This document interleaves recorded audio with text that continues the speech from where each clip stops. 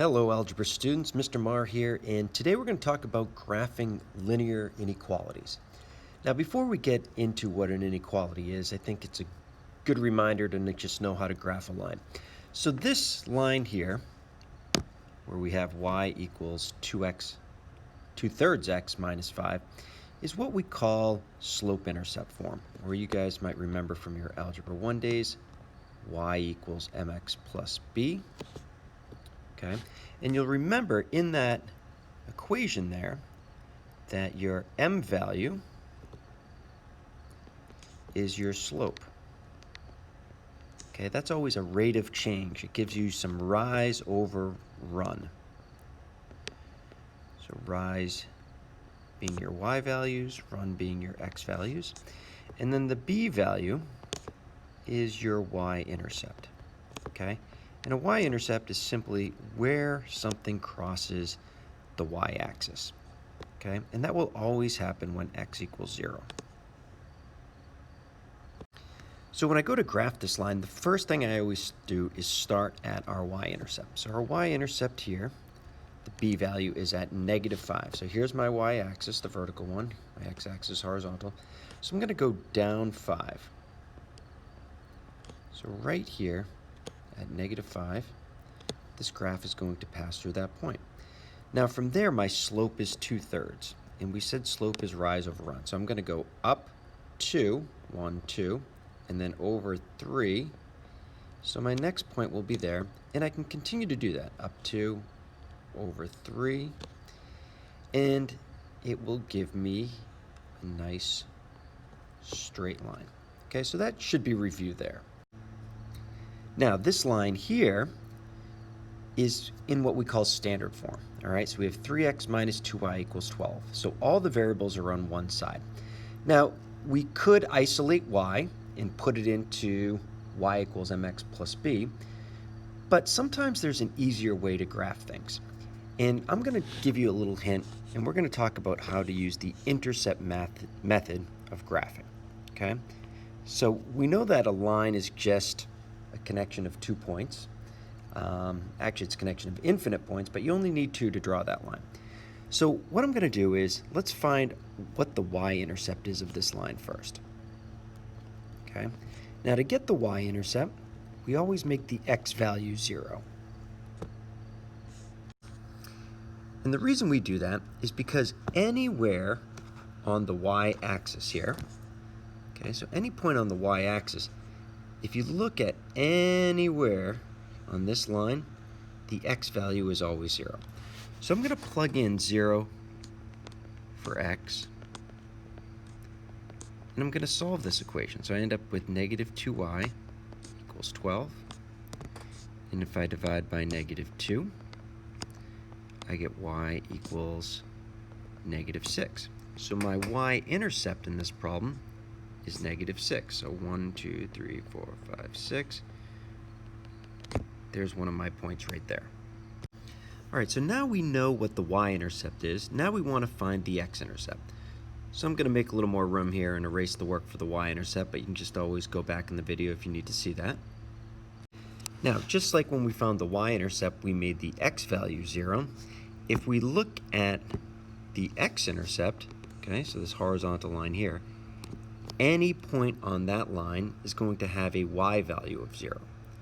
So we're going to make y equals 0 in this equation. So I'm going to say 3x minus 2 times 0 equals 12. So 3x equals 12. And if I divide by 3, I get an x value of 4, giving us the point 4, 0, because we know that the y value is 0. Just like when we found the y-intercept, we plugged in 0 for x, and we found -6. So if I go to positive 4, 0, I have this point here, and now, hopefully I can draw a nice straight line, and there is my line. Okay, so I used intercepts instead of slope-intercept. Now you can still solve for y and get the slope-intercept form, and that's fine, but this is just an alternative way of solving. All right, so now we're at the part where we're talking about inequalities, okay? And with this inequality, what this says is y is less than or equal to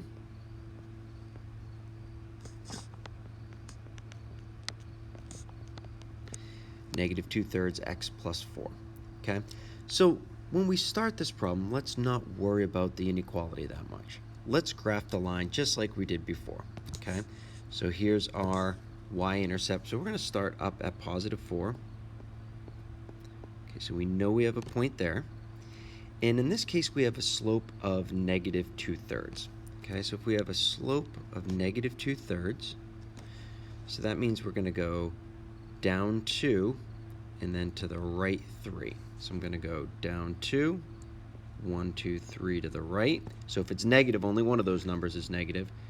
Down 2 again, 1, 2, 3 to the right. Or, again, negative 2/3 can also be written as 2 over negative 3. So I could have gone up 2 and then to the left 3. Okay? So there's my line right there.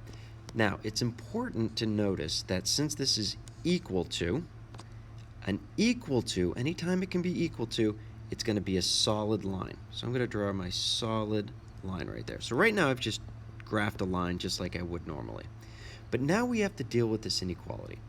Now you might be thinking, it's less than, so it probably should be shaded under the line. And you're probably right.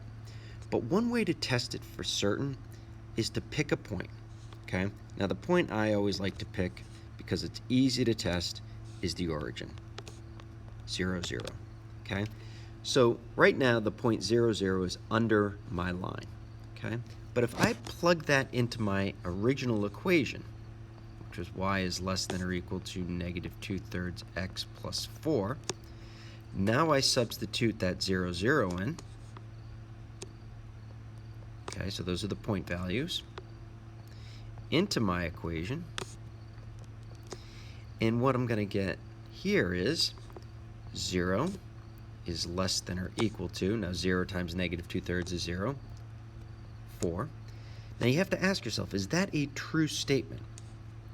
And in this case it is, because 0 is less than or equal to 4. And if it's true, the point that we tested is part of the solution. Okay? So what that means is we are going to shade the area underneath the line. Okay? So everywhere underneath this line, any point in the shaded area is a solution. Okay? Remember that line goes on forever and ever, so there's infinite number of solutions there. All right, so now let's look at one that is in that intercept form that we talked about. All right, so we can either find the x-intercept or the y-intercept first. So I'm going to start by finding my y-intercept, which always means that x equals 0. So if you're taking notes, make sure that you know that to find a y-intercept, x equals 0. We're going to be talking about that all year. And to find an x-intercept, y equals 0.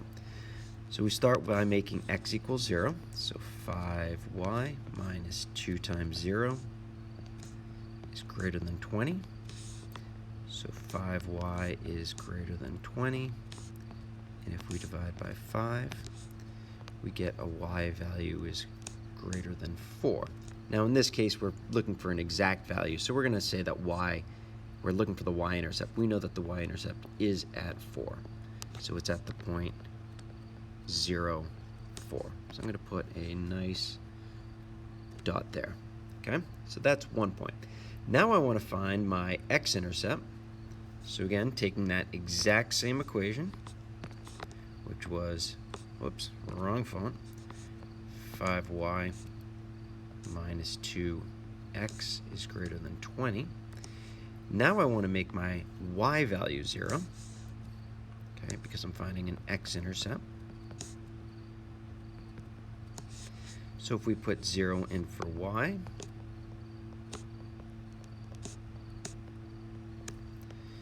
and solve, so we get negative 2x is greater than 20, and divide by negative 2, we get an x value that says it's greater than negative 10, but again, we want an exact value here, so we know that our x-intercept is negative 10, 0.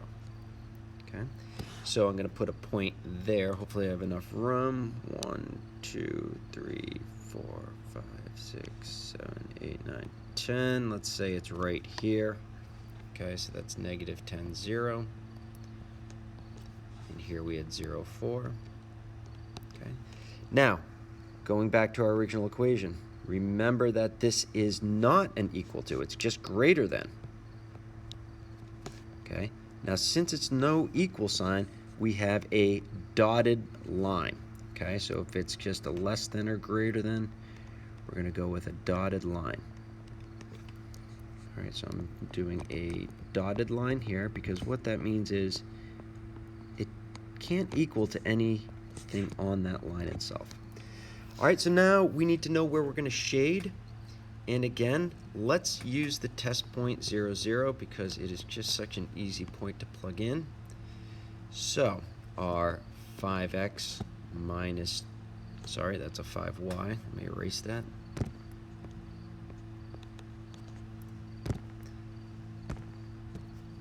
Y minus 2x is greater than 20.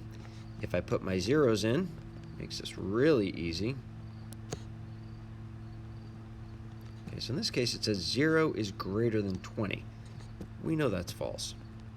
Okay, now since we know that is false, that means 0, 0 isn't part of the solution. So if this point here is not part of the solution, it can't be in the shaded area, which means our shaded area is going to have to be above the line in this case, which makes sense because it's greater than, but it's always good to test that point.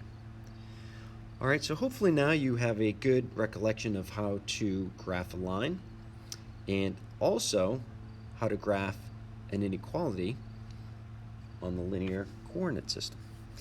So hopefully this video was helpful to you, and go back to it and refer to it as needed.